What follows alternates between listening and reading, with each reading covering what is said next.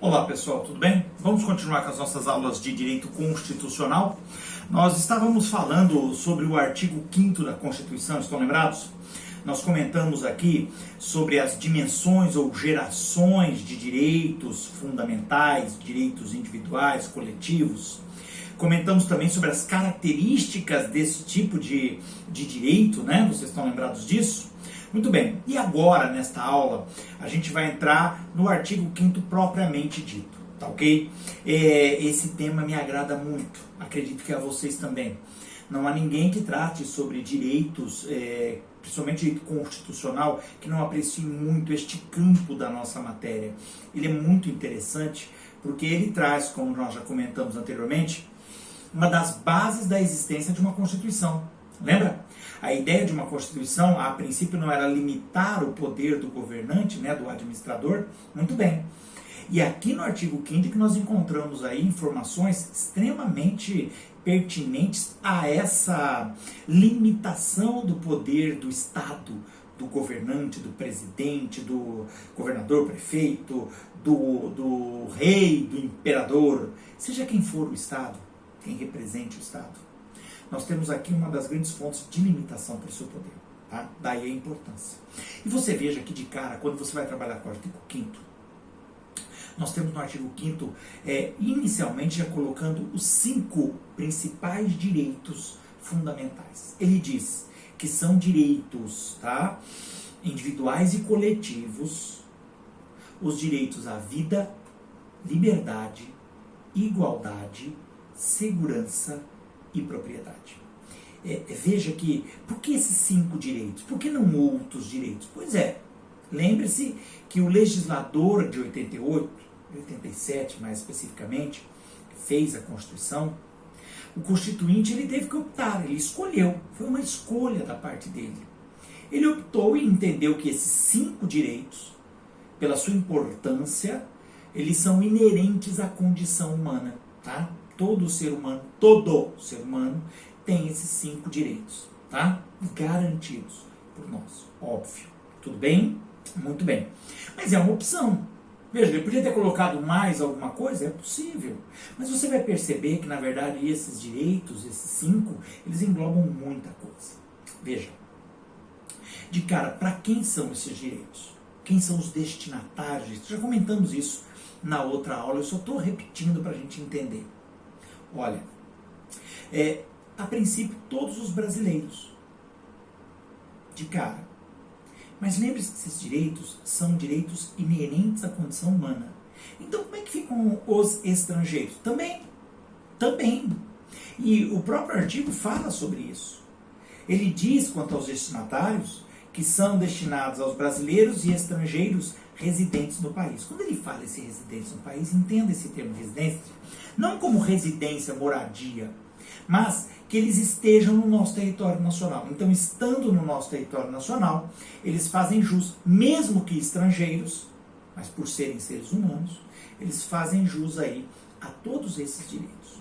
Entenda que o conceito é técnico.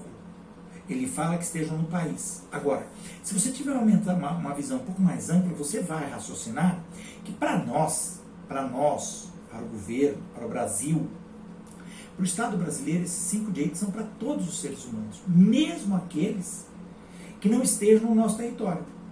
O detalhe é que nós não podemos obrigar que outros países também assim o considerem. Quer dizer, não podemos obrigar que outras nações também tenham esses princípios como fundamentais para os seres humanos.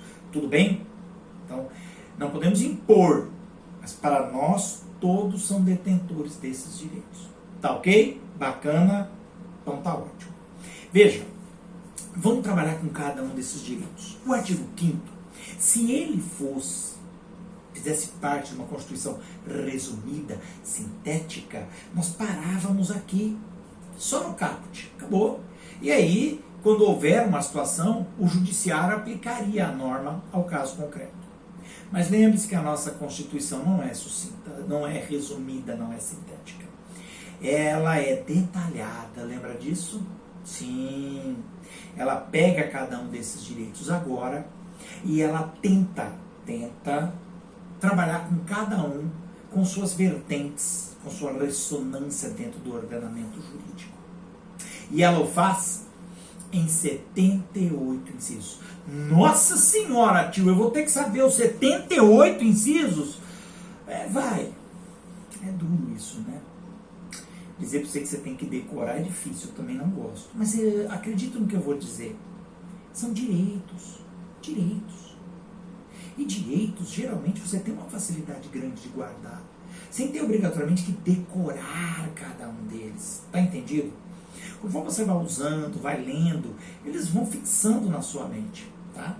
Porque são direitos. Quando a gente tem um direito, a gente guarda que a gente tem, né? É do nosso interesse. Lembre-se que a Constituição trata de ideias, concorda comigo? E é sempre mais fácil guardar uma ideia do que decorar uma receita de bolo. A ideia é mais fácil, tá? E aqui nós temos muito das ideias.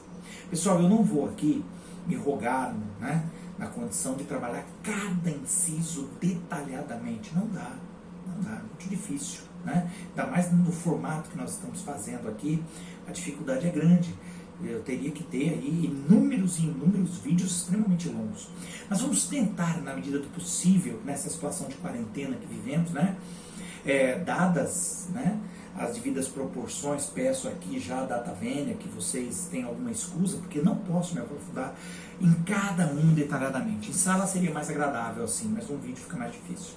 Mas vamos tentar trabalhar com o máximo deles, da forma mais agradável. Mas, de novo, primeira coisa, abram a Constituição no artigo 5º para a gente conversando e acompanhando. De cara, o primeiro princípio, o primeiro direito, e talvez um dos mais importantes, é o direito à vida. Direito à vida, tá? Esse direito à vida vem de cara falar que você tem direito a não ser morto, óbvio, né? A estar vivo. Mas não é só isso. Ele também coloca aqui no seu âmbito uma repercussão interessante, que é o direito à vida digna, que se ampara, inclusive, se você lembrar, lá nos fundamentos da República Federativa do Brasil. Estão lembrados? Dignidade da pessoa humana? Então, não adianta eu estar apenas vivo. Eu tenho que estar vivo e ter uma vida digna. Porque vida sem dignidade não é vida, tá? Vamos lá. Quando eu falo que ele tem direito a estar vivo, por exemplo, isso vai ter influência nas penas existentes no Brasil. Lá na frente, um dos incisos do artigo 5º fala que é proibida a pena de morte. Veja bem, há exceção, tá? A própria norma ela define. Há situações em que se o Brasil estiver em guerra é possível, mas a regra geral é que não há pena de morte no Brasil, tá bom? Tem que ficar vivo. Ele fala de vida digna, por isso tem um outro inciso, se você olhar você vai ver, que proíbe a tortura, o tratamento desumano ou degradante. Veja que o tratamento desumano retira a humanidade do indivíduo. O tratamento degradante degrada a condição humana do indivíduo. Entendeu?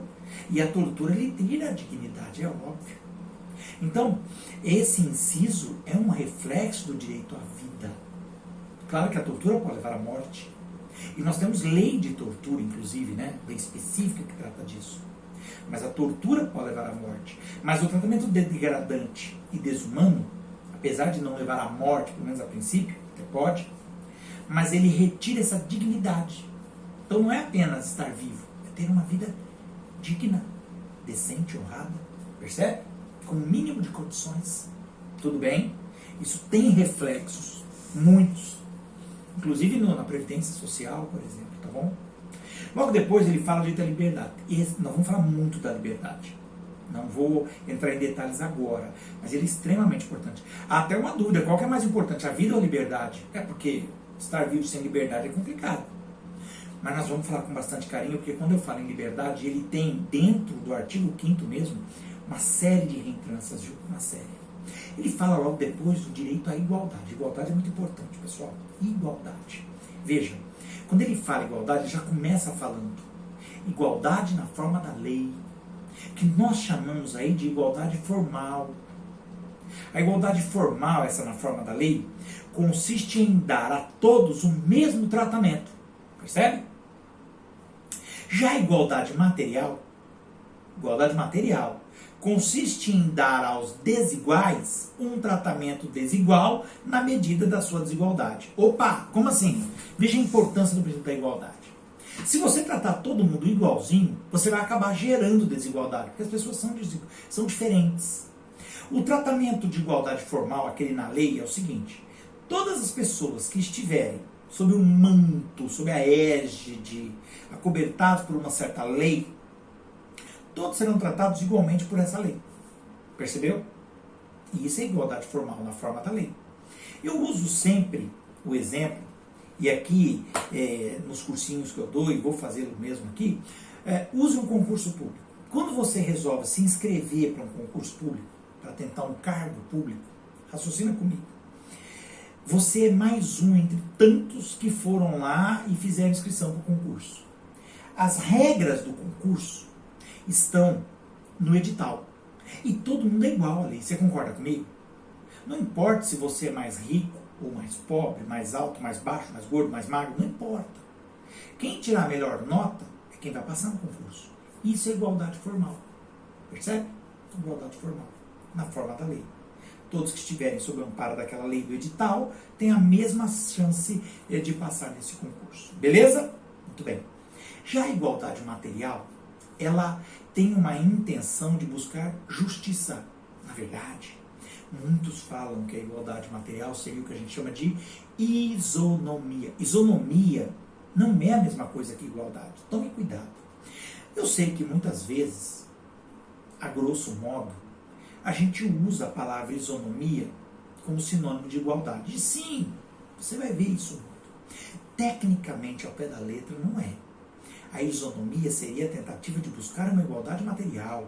Isto é, pegar as pessoas que são desiguais e, diante dessa desigualdade, buscar igualá-las.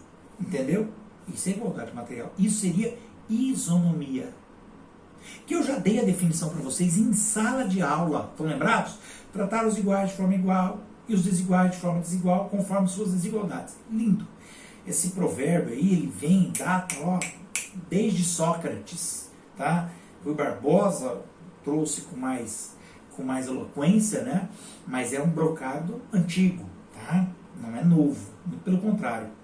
E na própria regra do concurso nós temos essa igualdade material. Por exemplo, dentro do concurso você sabe que você tem alguns cargos que ficam separados para determinados indivíduos. Por exemplo, o portador de deficiência. Então, um número X de cargos naquele concurso não serão disputados por todo mundo. Serão disputados especificamente por um grupo que demonstra que tem aquela deficiência. Quer dizer, você pegou um grupo que tecnicamente estaria em posição diferenciada dos demais, porque quem tem uma deficiência tem mais dificuldade de estudar, de se locomover. Neste caso, pessoal, eles vão disputar cargos específicos só para eles, em uma quantidade X. Ali é busca de quê? De igualdade material, de isonomia. Se eles fossem disputar com outros indivíduos, eles talvez tivessem uma dificuldade muito maior. Imagina um sujeito que não enxerga. Ele sempre deve ter tido muita dificuldade para estudar, o que não se locomove. Tá? Então, você tem aí situações que é necessário que haja um tratamento diferente. Então, por exemplo, todo mundo tem que, na sala de aula, ficar sentado nos seus lugares. Tá bom. Mas vamos pegar que eu tenha um aluno que tem uma dificuldade visual, ele quase não enxerga. Vou colocá-lo na primeira carteira, entendeu? Mas por que o outro não pode ficar na primeira carteira? Ora, ele enxerga bem de onde ele está, mas esse precisaria de um tratamento diferenciado. Então talvez eu possa colocar a carteira dele até bem mais próximo de mim. Eu já tive muitos alunos, por exemplo, que eram surdos. Eu já dei aula para alunos surdos. E o que eu fazia? Eu tive que tomar um certo cuidado. Por quê? Porque primeiro eu os colocava bem próximos, nas primeiras carteiras, e eu procurava dar aula ali, parado, na frente deles, para que eles conseguissem ver os meus lábios, para que eu pudesse gesticular nas palavras, para que eles pudessem entender. E era um problema, porque eu tenho o hábito de andar pelo meio das carteiras, pelo meio da sala.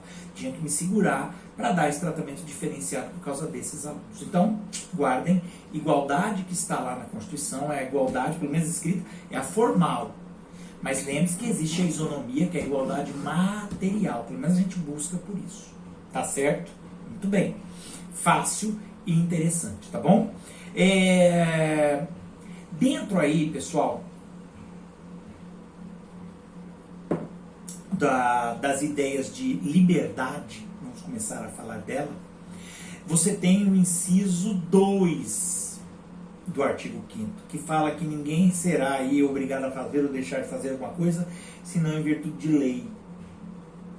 Você tem vários envolvidos aí. Primeiro tem o princípio da legalidade. Sim, é legalidade, não deixa de ser. Porque somente a lei é que nos obriga. Mas por outro lado, se você for ver, você tem uma liberdade. Quer dizer, se a lei não proíbe, você pode fazer. E é verdade. O que impera para o indivíduo comum, para o cidadão comum, deixamos claro, para o cidadão, é a liberdade. A liberdade. Eu posso fazer qualquer coisa que eu queira, desde que a lei não me proíba. A administração pública, vocês viram no direito administrativo, é o inverso. O administrador público, a administração, só pode fazer o que está escrito expressamente na lei. Entendeu? Não pode fugir do que está na lei. Nós não. A lei só nos limita. Se houver uma limitação, do contrário, podemos fazer qualquer coisa. Então, ali já tem o direito à liberdade. Tá? Muito importante. Um outro ponto muito interessante do artigo 5º, pessoal, é a chamada liberdade de consciência e de crença. Entre muitas que nós temos, tá?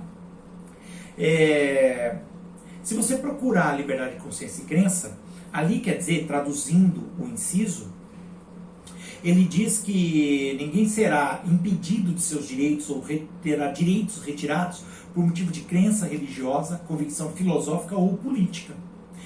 Na verdade, essa liberdade que nós temos de pensamento, essa é a realidade. Porque quando ele fala em filosófica, política, né? É liberdade. Cada um pode pensar o que quiser. Religiosa, cada um pode ter a sua religião. O Brasil é um país laico. Já vamos falar disso. Então, se o sujeito está exercitando a sua liberdade, inclusive a religiosa, é laico porque não temos uma religião oficial, lembra que falamos isso em sala de aula? Eu não posso perder direitos por estar exercitando a minha religiosidade.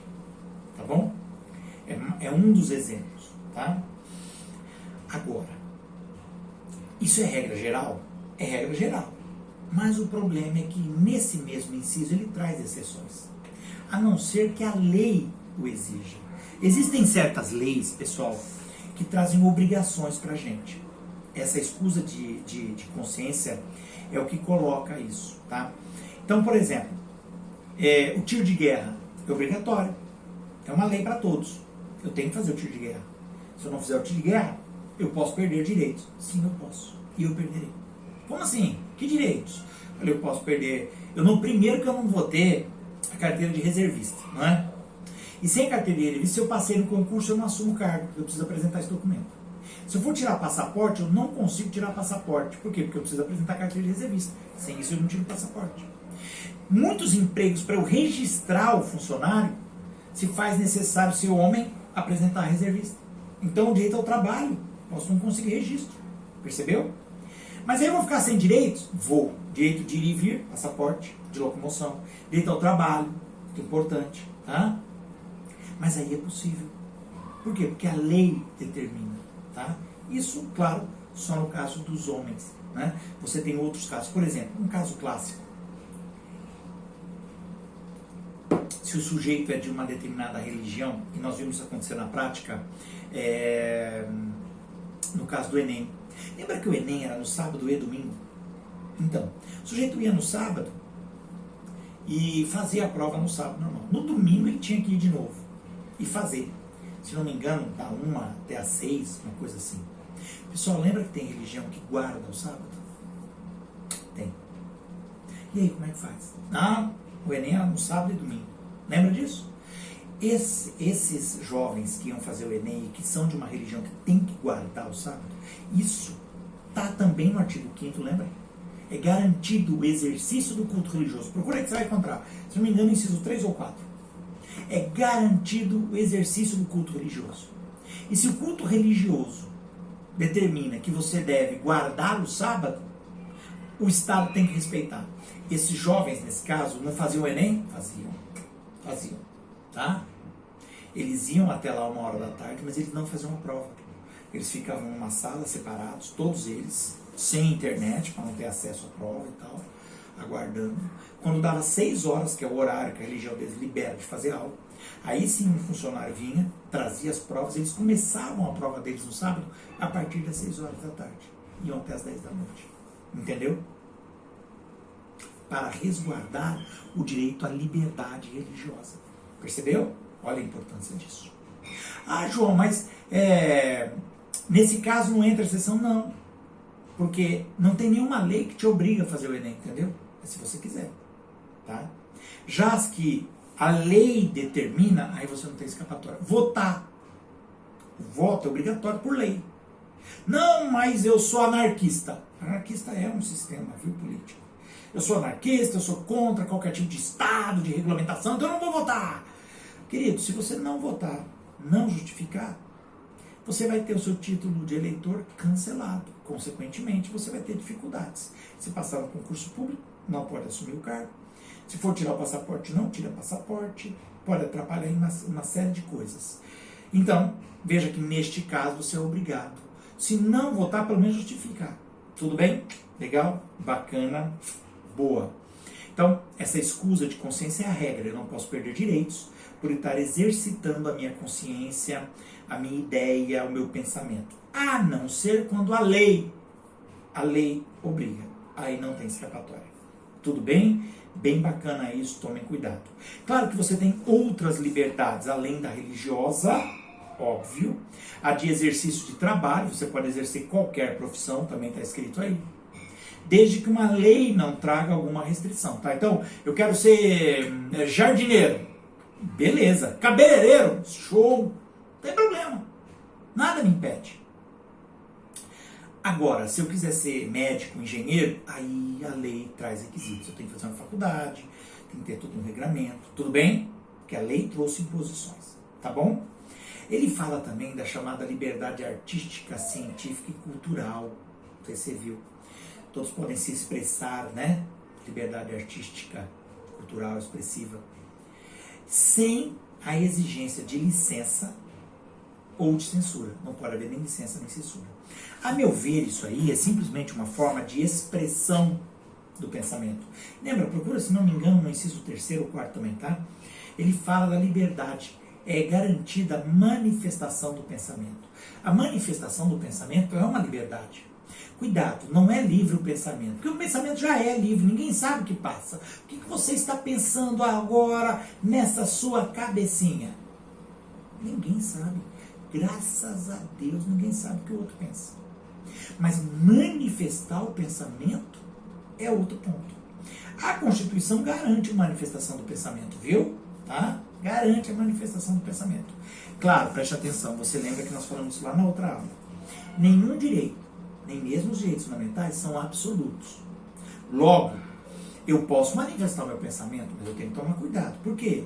Nessa minha manifestação do pensamento, eu não posso incidir, por exemplo, num crime. Pode ser um crime de injúria racial, se eu xingar alguém pela sua etnia, cor de pele, raça, religião.